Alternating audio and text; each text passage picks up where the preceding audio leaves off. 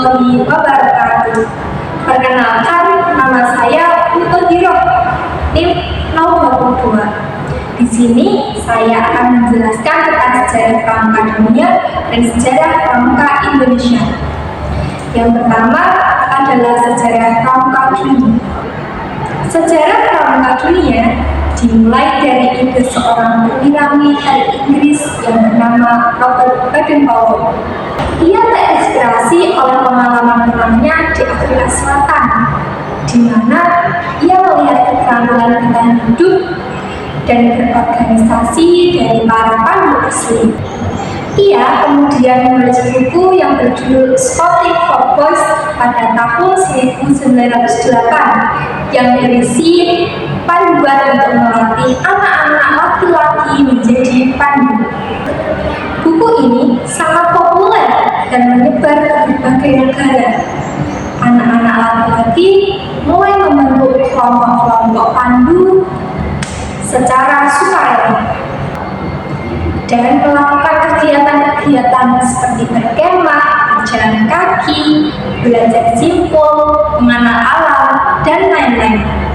Baden-Powell kemudian mendirikan organisasi resmi bernama Boys Scout Association pada tahun 1910. Gerakan pandu kemudian berkembang menjadi gerakan pramuka yang melibatkan anak-anak perempuan dan orang dewasa.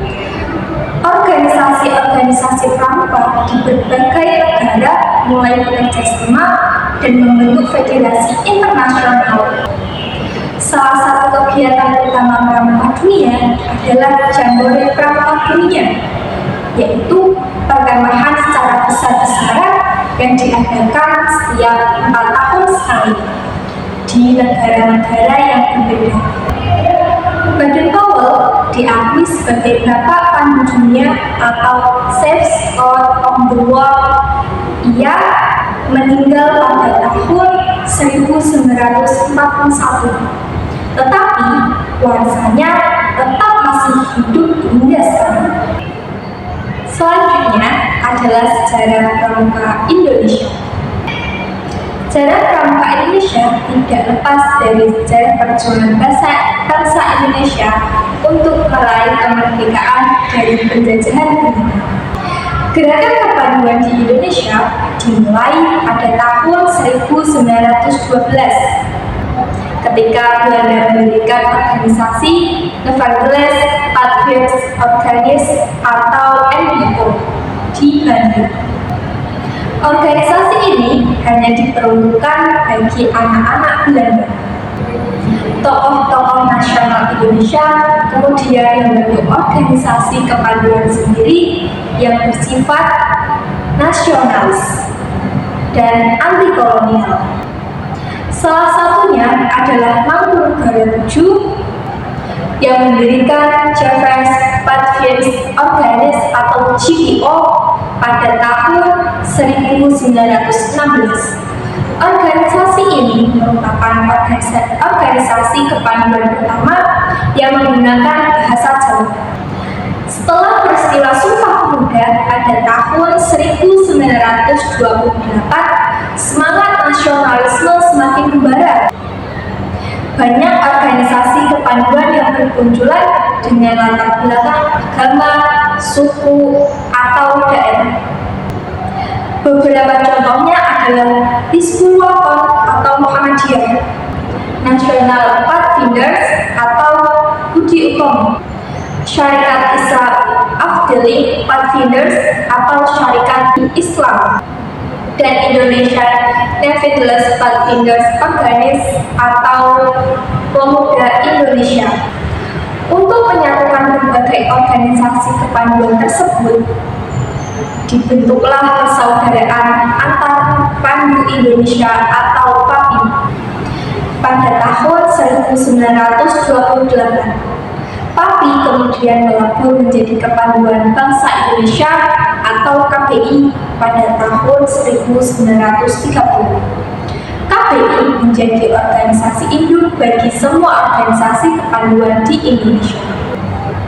Pada masa kependudukan Jepang pada tahun 1942 sampai 1945, gerakan kepanduan dilarang oleh pemerintah Jepang.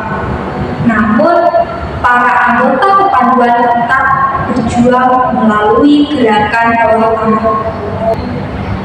Mereka terlibat dalam pergerakan kemerdekaan seperti menyebar pamflet, mengumpulkan senjata, dan berpartisipasi dalam pertempuran fisik.